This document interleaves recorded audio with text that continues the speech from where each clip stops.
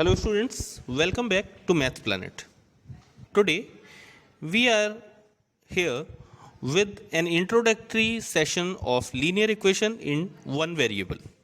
It's for class 8th and it is also useful for the rest of the classes 9th, 10th and 7th also. Okay, so let us start the introduction. What is equation? A statement which states that two algebraic expressions are equal is called an equation. तो ऐसा कोई भी अगर हम लोग दो expression लेते हैं, ठीक है, जो हम लोगों को कोई इन्फॉर्मेशन देते हैं. एक्सप्रेशन किसे बोलते हैं पहले तो ये समझ लेते हैं. When some information is given in the word problem और in theoretical form and we convert it in a mathematical form, then it is an expression. जब दो एक्सप्रेशंस को कंपेयर करके हम लोग इक्वल का साइन पुट करते हैं और उन्हें बैलेंस करते हैं, तो ये जब इक्वल का साइन इसमें इंसर्ट हो जाता है तो उसे हम लोग इक्वेशंस बोल देते हैं. ओके, तो जब तक इक्वल का साइन नहीं होता है, जैसे डायरेक्टली आपको दे रखा है 3x plus 10. Okay, this is an expression and when it comes to 2x plus 5 is equal to 5x plus 90. Okay, like this. If this equal sign is balancing these two expressions, then this complete expression is called equation. ठीक है, तो वही equation के बारे में हम लोगों की डेफिनेशन दी हुई है. a statement which states that two algebraic expressions are equal.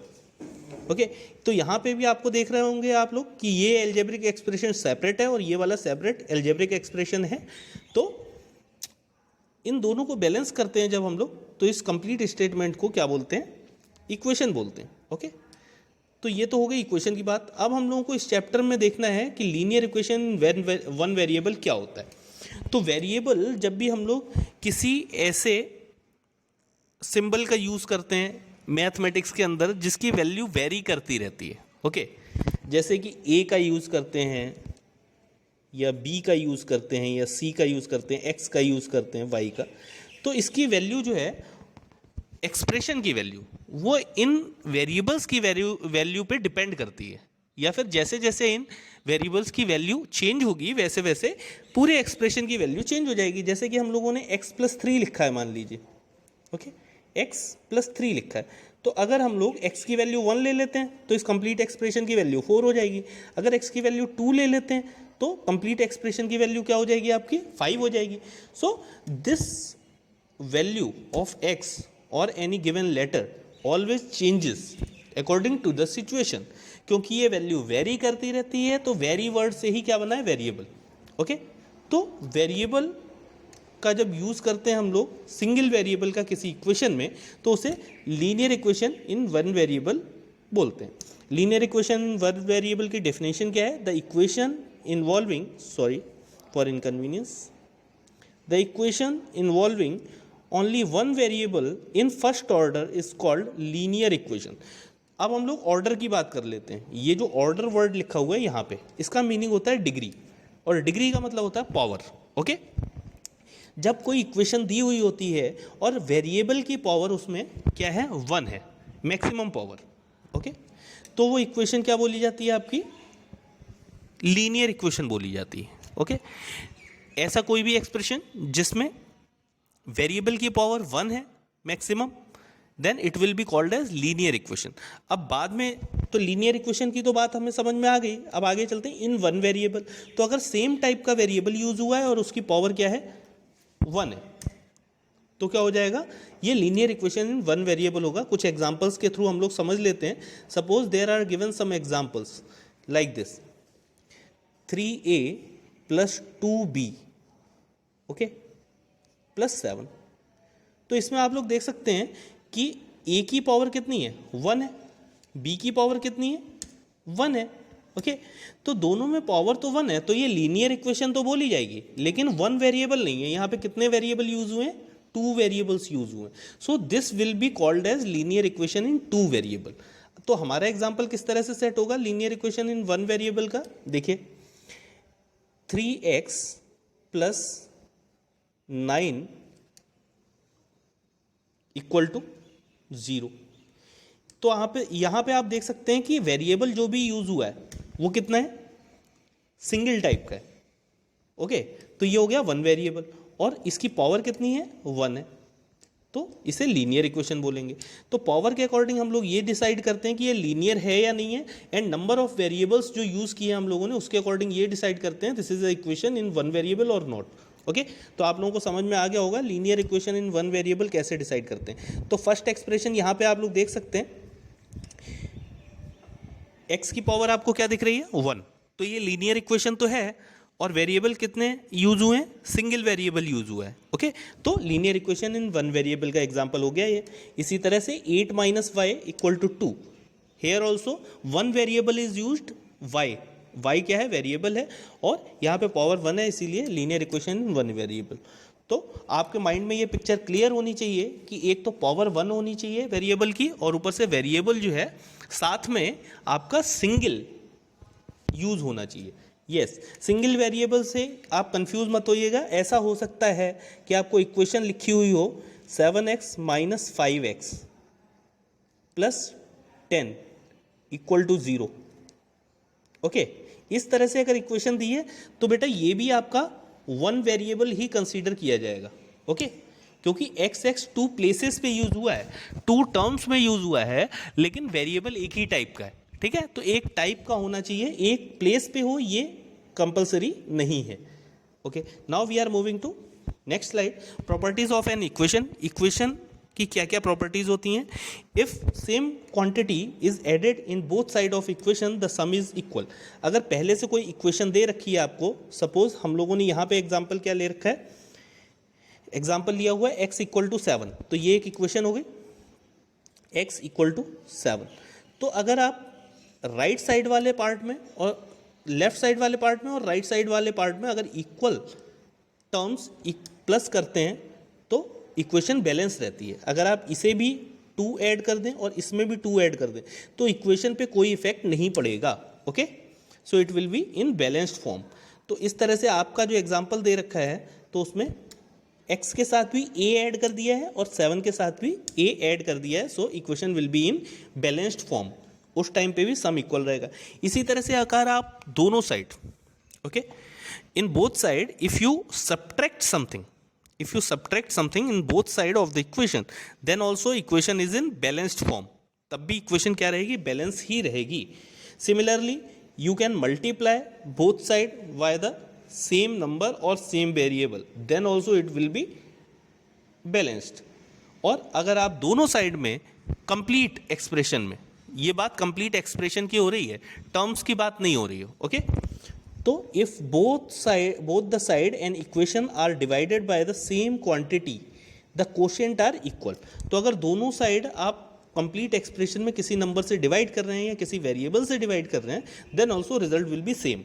Okay, now moving to next, to solve an equation, क्या क्या मेथड हो सकते हैं हमारे इक्वेशन को सॉल्व करने के, that we can see here. To solve an equation in the form x + a equal to b। अगर x + a मीन्स इस तरह से कुछ दे रखा है x + 7 इक्वल टू 10, सपोज ये एक एग्जाम्पल हो गया, x + 7 इज इक्वल टू 10। तो इसे अगर सॉल्व करना है तो हम लोग को क्या करना है, लेफ्ट साइड में वेरिएबल को रखते हैं इक्वेशन में, जिधर वेरिएबल है उसे लेफ्ट साइड रखते हैं और उसके साथ में जितने भी कंपोनेंट्स है वो हम लोग रिमूव करने की कोशिश करते हैं। ओके, तो +7 यहाँ पे है, तो +7 को 0 अगर करना है तो -7 करना पड़ेगा। ओके, तो x + 7 के साथ में हम लोगों ने -7 भी ले लिया है लेफ्ट साइड में। और अगर राइट साइड की बात करें तो क्योंकि अभी प्रीवियस प्रॉपर्टी में हम लोगों ने लर्न किया कि अगर इक्वेशन के एक साइड में आपने कुछ प्लस या माइनस किया है तो सेकेंड साइड पे आपको प्लस या माइनस करना पड़ेगा। तो -7 किया है तो इधर भी -7 कर लेते हैं। Now you can say 7 will be cancelled with this 7, +7 - 7 will be 0. Okay, +7 - 7 will be 0. तो इधर क्या बचा है लेफ्ट साइड में x, और राइट साइड में सॉल्व करेंगे तो 10 - 7 क्या हो गया, 3 हो गया। ओके, तो this is answer for the given question. तो इस तरह से आप यूज कर सकते हैं इस मेथड को। ओके, सेम एक और एग्जांपल देख लेते हैं। To solve an equation in the form x minus a equal to b. तो जैसे हम लोगों ने x प्लस ए में x प्लस 7 में 7 को रिमूव करने के लिए -7 किया था, ऐसे ही नेक्स्ट वाले पार्ट में आप देखेंगे y माइनस 6 इक्वल टू 5 लिखा है। तो माइनस वाले 6 को रिमूव करने के लिए हमें क्या करना पड़ेगा, एक प्लस 6 लेना पड़ेगा यहाँ पे। ओके, तो प्लस 6 से ये रिमूव हो जाएगा एंड राइट साइड में भी प्लस 6 कर दिया जाएगा।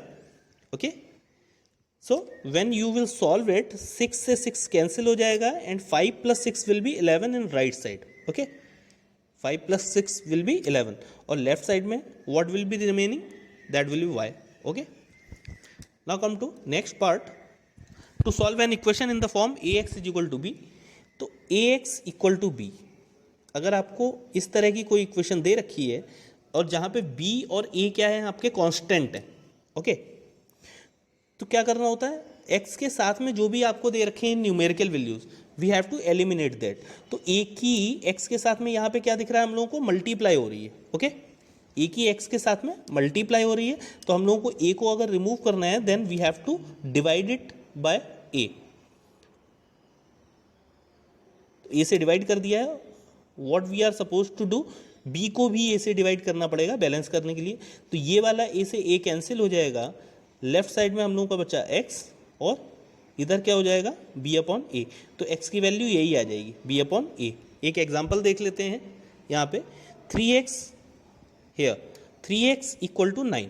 ओके, तो x के साथ में क्या है, 3 है। अगर 3 को रिमूव करना है तो 3 से डिवाइड करना पड़ेगा।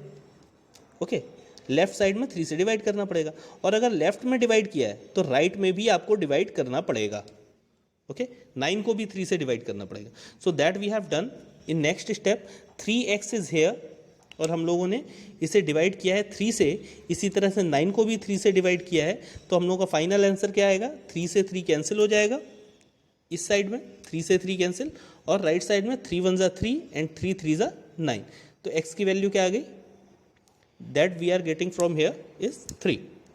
Okay, in the same way if we see here fourth part, to solve an equation in the form of x upon a, x upon a की बात करें तो x upon a equal to b, इस तरह से कोई equation दे रखी है, देन यहाँ पे हमें a को रिमूव करना है। ओके, क्योंकि a से डिवाइड हो रहा है तो a को रिमूव करने के लिए हमें क्या करना पड़ेगा, a से मल्टीप्लाई करनी पड़ेगी। ओके, तो a से मल्टीप्लाई करते हैं तो a multiply x upon a, and we are also suppose to multiply in right side also x upon a। तो राइट साइड में जब मल्टीप्लाई करेंगे तो क्या मिलेगा, ab। ओके, यहाँ लेफ्ट साइड का a से a कैंसिल हो जाएगा and what we are going to get from here, x equal to ab। Okay, this is solution for the given equation. इस तरह से सॉल्व कर सकते हैं आपसे। नेक्स्ट, शॉर्टकट मेथड और ट्रांसपोजिशन मेथड। ट्रांसपोजिशन मेथड में हम लोग देखते हैं x plus 4 is equal to 10 दिया है। ओके, यहाँ पे तो x प्लस 4 इक्वल टू 10, इस तरह से कुछ दे रखी है इक्वेशन। ओके, तो इसमें क्या करना होता है, जितने भी वेरिएबल के साथ में नंबर्स दिखाई दे रहे हैं, जो भी न्यूमेरिकल वैल्यूज दिखाई दे रहे हैं, that we have to transport in the right side और अपोजिट साइड। ओके, इसकी पोजीशन क्या करनी है, दूसरी साइड में लेके जाना है। एंड अगर हम लोग इक्वल के एक साइड से दूसरी साइड नंबर्स को लेके जाते हैं देन उनके जो बेसिक न्यूमेरिकल ऑपरेशंस हैं वो चेंज हो जाते हैं। अगर वो प्लस हो रहा है लेफ्ट में तो राइट में माइनस हो जाएगा, अगर लेफ्ट में मल्टीप्लाई हो रही थी तो राइट में जाके डिवाइड हो जाएगा। तो यहाँ पे आप देख सकते हैं 4 क्या हो रहा है, प्लस हो रहा है। तो अगर इसे हम लोग राइट साइड में लेके जाएं तो राइट साइड में जो नंबर्स होते हैं वो अपनी जगह पे रहेंगे, और राइट साइड में जब इस 4 को लेके जाएंगे तो ये माइनस हो जाएगा। ओके, ओके, तो अब इसे सॉल्व कर सकते हैं। 10 माइनस 4 इज इक्वल टू 6। तो आपका सॉल्यूशन क्या हो गया, x is equal to 6। Okay, so this is how you can solve the given equations by transposition method. तो ट्रांसपोजिशन मेथड का इस तरह से यूज़ कर सकते हैं। एक और एग्जांपल ले लेते हैं। अगर किसी में अपॉन में दे रखा है कोई नंबर, किसी लीनियर इक्वेशन में अगर फ्रैक्शन की फॉर्म में गिवन है, like x upon 11 equal to 4, तो आप देख सकते हैं यहाँ पे 11 लेफ्ट साइड में क्या है, डिवाइड में है। तो राइट साइड में जब इसे लेके जाएंगे then what it will do, ये मल्टीप्लाई करेगा, यहाँ पे ये मल्टीप्लाई में आ जाएगा। तो x की वैल्यू यहाँ से क्या आ गई है, 44। ओके, तो ये बात तो हम लोगों की हो गई ट्रांसपोजिशन मेथड की। इसी तरह से लेफ्ट साइड से माइनस वाला नंबर जब राइट साइड में लेके जाते हैं तो प्लस हो जाता है, और अगर मल्टीप्लाई में है तो वो डिवाइड में चला जाता है। Now we are taking some examples of linear equation in one variable to solve equations using more than one property. Yes, अभी तक हम लोग क्या कर रहे थे, सिंगल ऑपरेशन परफॉर्म कर रहे थे, जैसे मल्टीप्लाई से डिवाइड, डिवाइड से मल्टीप्लाई, या माइनस से plus. Now we are suppose to operate here in more than using more than one property. 3x equal to 3x plus 8 equal to 14। Okay, it is given as an equation and we are suppose to solve it. तो हम लोग इसे जब भी solve करते हैं तो एक चीज़ देखते हैं कि x से जो नंबर अटैच है या जितना डिस्टेंस पे है हम पहले उससे सॉल्व करते हैं। Okay, alright. तो या फिर हम लोग इसे ऐसे समझ सकते हैं, बॉड मास का जस्ट अपोजिट, बॉड मास का जस्ट रिवर्स प्रोसेस इसमें फॉलो करते हैं। तो पहले एडिशन वाले को हम लोग इधर राइट साइड में लेके जाएंगे। तो एडिशन वाला नंबर जब राइट साइड में जाएगा then what we are going to get, इधर तो 14 था ही, और 14 के बाद में जब ये 8 इधर जाएगा तो ये माइनस का हो जाएगा। ओके, तो 3x विल बी 14 माइनस 8 6। तो एक ऑपरेशन तो हमारा सॉल्व हो गया। Now what we need to do, 3 multiply में है तो अब 3 को लेके जाएंगे राइट साइड में, तो 6 को 3 क्या करेगा, डिवाइड करने लगेगा। ओके, तो यहाँ से हम लोगों का x की वैल्यू कितनी आ रही है, x is equal to 2। So this is how you can operate in more than one property if linear equation is given there. Okay, आगे देखते हैं। एक और इक्वेशन दे रखी है आपकी, 2a minus 3 is equal to 5, इस तरह से। अब 2a को आप यहीं पे रहने दीजिए लेफ्ट साइड में, और माइनस 3 को जब राइट साइड में लेके जाएंगे तो प्लस 3 हो जाएगा। तो हमारे पास क्या स्टेप आ गया है, 2a is equal to 5 plus 3, तो 2a is equal to 8। 5 plus 3 क्या होता है बेटा, 8 होता है। और नेक्स्ट स्टेप में इस वाले 2 को भी राइट साइड में लेके जाएंगे तो ये कहाँ जाएगा, डिवाइड में। ओके, तो 8 तो अपनी ही प्लेस पे रहेगा और 2 डिवाइड में जाएगा, तो a will be equal to 4 after solving it. So I am sharing some questions with you for example and you will try it at home whether the given properties are working or not. Okay, तो इस तरह से आप equations को solve कर सकते हैं। Word problems को कैसे सॉल्व करना है वो भी देख लेते हैं। वैसे तो वर्ड प्रॉब्लम को बैलेंस करके equation banana it is a difficult task, लेकिन मैं आपको आज एक ईजी मेथड बताने वाला हूँ जिससे आप वर्ड प्रॉब्लम्स को आसानी से इक्वेशंस में कन्वर्ट कर सकते हैं। Okay, a number increased by 8 equal to 15। तो जैसी हमारी लैंग्वेज गिवन है उसी के अकॉर्डिंग हम लोग इक्वेशन फॉर्म करते हैं। अ नंबर, जब अ नंबर के बारे में कोई फैक्ट नहीं गिवन है तो इसे हम लोग n ले सकते हैं, a ले सकते हैं, b ले सकते हैं। इस क्वेश्चन में x लिया गया है, तो a number means x। Increased by 10 का मतलब क्या होता है बेटा, प्लस 8 होना चाहिए। जब कोई चीज़ इंक्रीज होती है तो प्लस करते हैं ना। Increased by 8 means plus 8। Equal word लिखा है तो यहाँ पे इक्वल का साइन पुट कर दीजिए इसकी जगह पे, एंड इक्वल टू 15, तो इक्वल के बाद में आपको क्या रख देना है, 15 रख देना है। सिंपल, इस तरह से आप इक्वेशन को फॉर्म कर सकते हैं वर्ड प्रॉब्लम के थ्रू, और उसके बाद सॉल्व कैसे करना है that we have already discussed. Okay, here is another word problem. फिर से देखते हैं उसी मेथड को फॉलो करके। अ नंबर की जगह पे क्या लिखना है हम लोगों को, variable x। A number is decreased bye 15। Decreased bye 15 का मतलब क्या होगा, minus 15। Okay, a number is decreased bye 15 and the new number, जो हम लोगों को ये वाला न्यू नंबर मिला है, the new number so obtained is multiplied by 3। अब जो नंबर हमें माइनस करने के बाद मिला है ये कंप्लीट नंबर पूरा, इसे मल्टीप्लाई करनी है 3 से, तो कंप्लीट ब्रैकेट को 3 से मल्टीप्लाई करनी है। एंड द रिजल्ट का मीनिंग होता है इक्वल। Okay, is 81। तो यही हमारी इक्वेशन फॉर्म हो गई है। एक बार चेक कीजिए सेम है या नहीं है, ये वाली इक्वेशन जो दे रखी है और ये जो हम लोगों ने फॉर्म की है। सो this is how you can convert the word problems in given equations. I hope you are able to understand the concept of linear equation in one variable, and now you can solve the questions based on the same concept. If you find any difficulty or new type of problem, then you can ask in comment box. We will try to resolve your doubt. If you are new on the channel, please subscribe it. Okay, we will meet in the next session. Till then, take care. Thank you.